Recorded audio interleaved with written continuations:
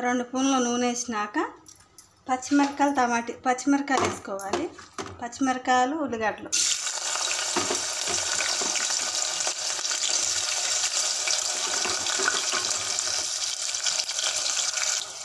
బిర్యానీ ఆకు కొంచెం మగ్గినాక పసుపు వేసుకోవాలి.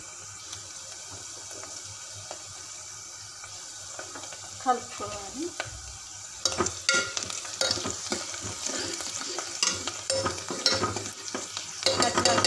ఉంచుకోవాలి.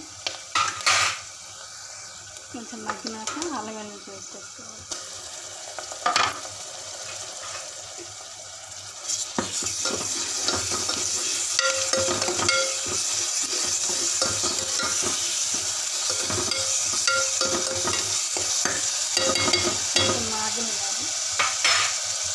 కడిగి పెట్టుకున్న మటన్ వేసుకోవాలి.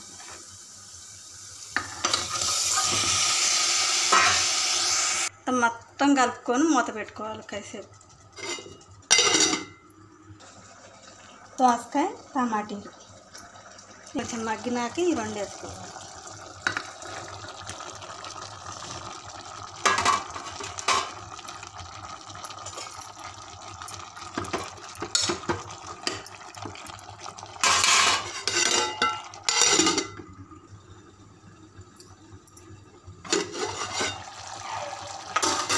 మగ్గినాక కారం వేసుకోవాలి.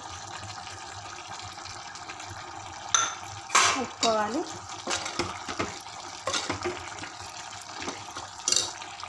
తగినంత ఉప్పు ఇప్పుడే వేసుకోవాలి. ముక్కలకు కూడా పట్టిద్ది ఉప్పు. బాగా కలుపుకొని కాసిన వాటర్ పోసుకొని కుక్కర్ మూత మగ్గినాక కాసిన వాటర్ పోసుకొని తగినంత కుక్కర్ మూత పెట్టుకోవాలి. ధనియాలు, లవంగాలు, చెక్క అవి మొత్తం వేయించుకోవాలి. ఇలా మొత్తం మిక్సీ పట్టుకోవాలి. 3 విజిల్స్ వచ్చిందాక ఉడకబెట్టుకోవాలి. మొత్తం ఉడికినాక ఇందాక మిక్సీ పట్టుకున్న మసాలా వేసుకోవాలి.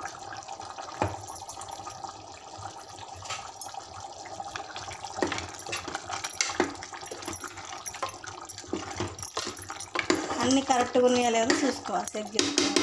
ఉప్పు, కారం అన్నీ. కొత్తిమీర వేసుకోవాలి. అంతే ఫ్రెండ్స్, తయారైపోయింది మటన్ దోసకాయ కర్రీ. మీకే కానీ నచ్చితే ఒక లైక్ కొట్టి కొంచెం సపోర్ట్ చేయండి ఫ్రెండ్స్. బాయ్. కామెంట్ చేయండి ఫ్రెండ్స్ ఎలా ఉందో టేస్ట్ చేసి.